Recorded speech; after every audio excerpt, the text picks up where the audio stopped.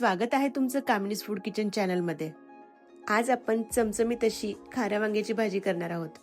ही खाऱ्या वांग्याची भाजी इतकी चमचमीत आणि रसदार होते की तुम्हाला परत परत करून खावीशी वाटेल।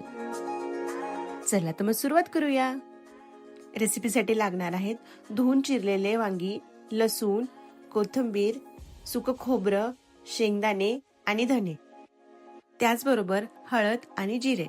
सगळ्यात आधी गॅसवर कढई ठेवून आपण शेंगदाणे भाजून घेऊया। खरपूस होईपर्यंत भाजायचे। त्याच कढईमध्ये धने भाजून घ्यायचे। धने अगदी हलके भाजायचे। आपण फक्त धने आणि शेंगदाणेच भाजून घेतलेत। मिक्सरच्या भांड्यामध्ये सुकं खोबरं, भाजून साल काढलेले शेंगदाणे, भाजलेले धने, लसूण आणि कोथिंबीर टाकून घ्यायची। सोबतच 1 चमचा जिरे आणि थोडी हळद आणि चवीपुरतं मीठ पण ऍड करून घ्यायचं। आता हे मिक्सरला वाटून घ्यायचं। अगदी जाड पण नाही आणि बारीक पण नाही, अशा टेक्स्चर मध्ये वाटून घ्यायचं। हे मिश्रण छान हाताने एकजीव करायचं आणि चिरलेल्या वांग्यांमध्ये भरून घ्यायचं। मी हे खारं वांग बनवताना ह्यात हिरवी मिरची किंवा तिखटाचा कसलाच वापर केलेला नाहीये, त्यामुळं मुलं ही भाजी अगदी आवडीने खातील। सगळी वांगी भरून झाली आहेत। आता आपली मी ग्रेव्हीसाठी थोडा मसाला बाजूला ठेवलेला आहे। एका कढईमध्ये तेल गरम करून ही भरलेली वांगी सोडून घ्यायची त्याच्यामध्ये। नेहमीच्या भाजीपेक्षा ह्यात थोडं तेल जास्त वापरले मी, त्यामुळे ह्यात आपली भरलेली वांगी छान खरपूस तळून निघतात।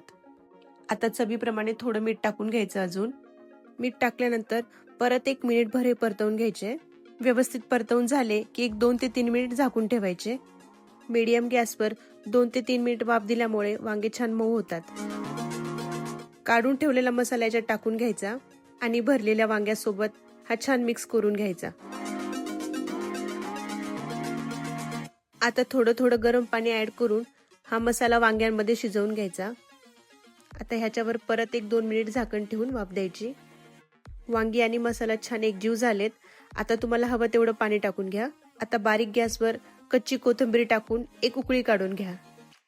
तयार झाले आपलं चमचमीत खारं वांग। आता हे सर्विंग प्लेटमध्ये काढून घेऊया। खाऱ्या वांग्याची भाजी गरम गरम चपाती किंवा ज्वारीच्या भाकरीसोबत खायला खूप छान लागते। मी केलेल्या खाऱ्या वांग्याची रेसिपी तुम्हाला कशी वाटली ही नक्की कमेंट करून सांगा। व्हिडिओ आवडला असेल तर लाईक करा आणि चॅनलला सबस्क्राईब। परत भेटूया अशाच एका नवीन डिश सोबत। तोपर्यंत बाय बाय।